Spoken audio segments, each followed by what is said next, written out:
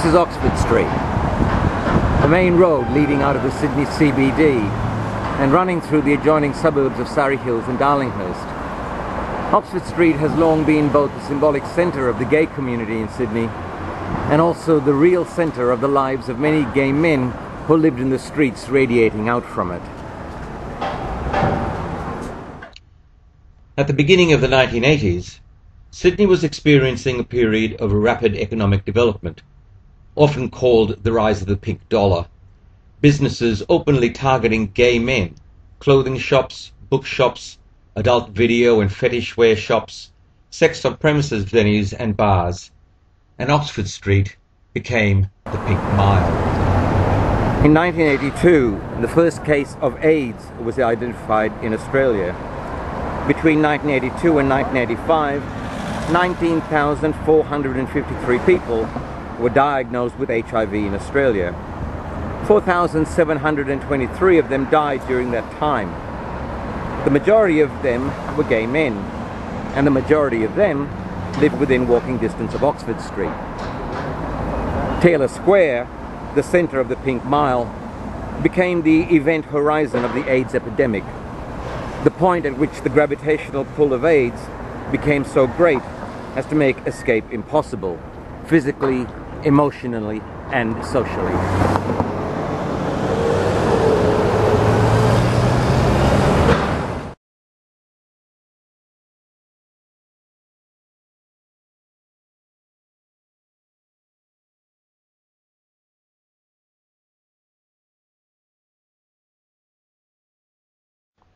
AIDS entered the gay community in Sydney at a time of mobilisation to repeal the law against homosexual acts.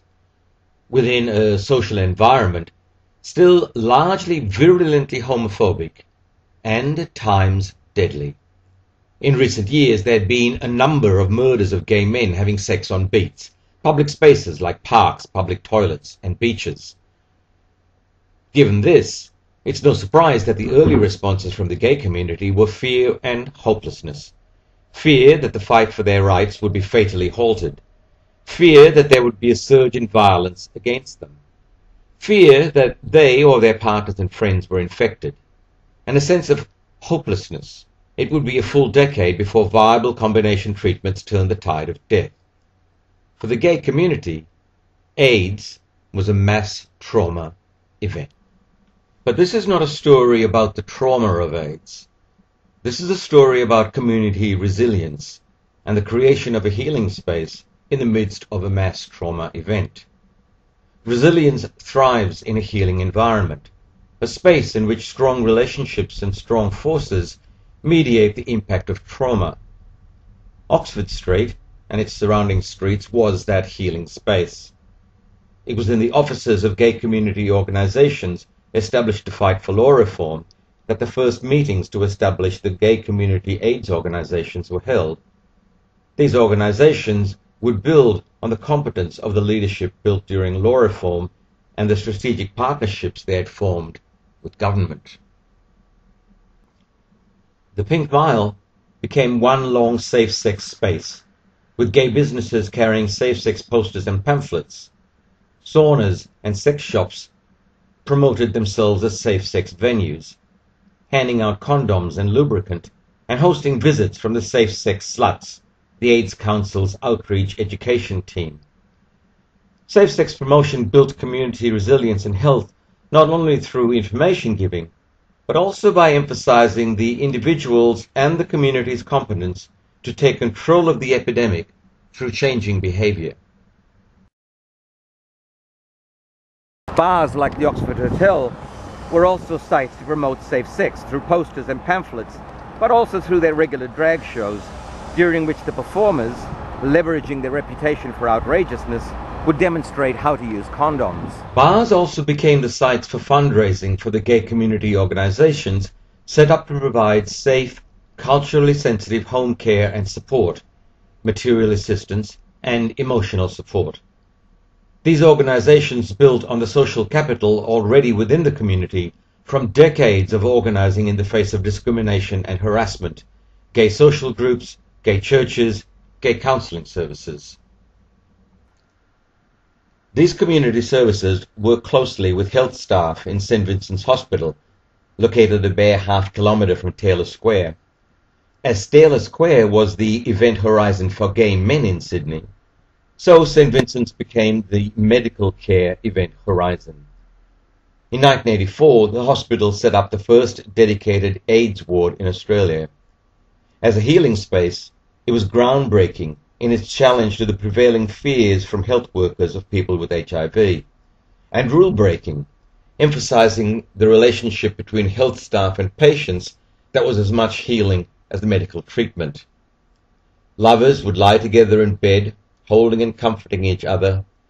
Tinselled and feathered drag queens wandered the corridors, distributing Christmas presents and Easter eggs.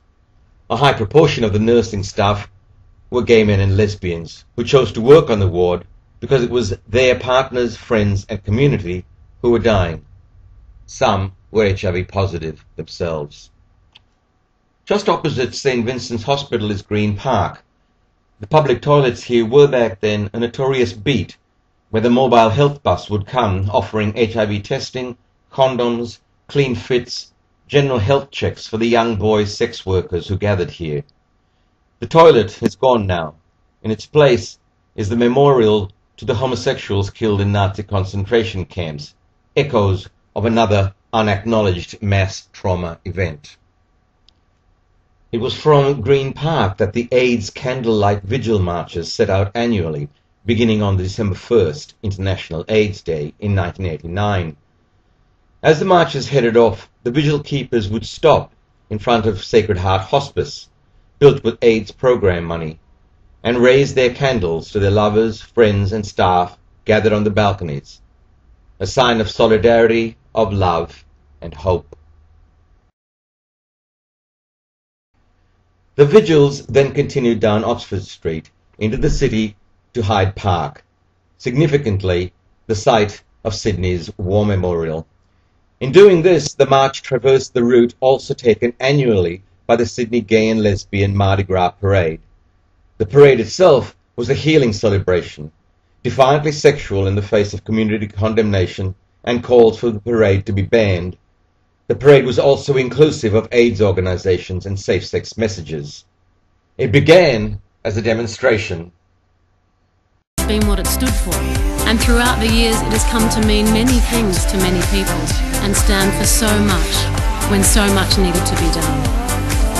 A right to be, a sense of belonging, a statement of pride, a fight for survival, a time to remember, a cause for acceptance and equality. We join together in the hope and conviction that the future will be kinder and more just than the past. In 1995, the first combination therapy treatments for HIV were approved. More people with HIV began to live. The gay press carried fewer and fewer obituaries. Eventually, there were none. In November 2007, St. Vincent's closed its AIDS unit because beds allocated for HIV care were not being used. The gay community not only survived but grew through its community resilience during the trauma years of AIDS. 30 years on, Oxford Street remains a potent expression of community resilience, of healing, and of celebration. We're gonna keep on walking forward. Keep on walking forward. Keep on walking forward. Never turning back. Never turning back. We're gonna fight for justice and freedom. Justice and freedom. Justice and freedom. Never turning back. Never turning back.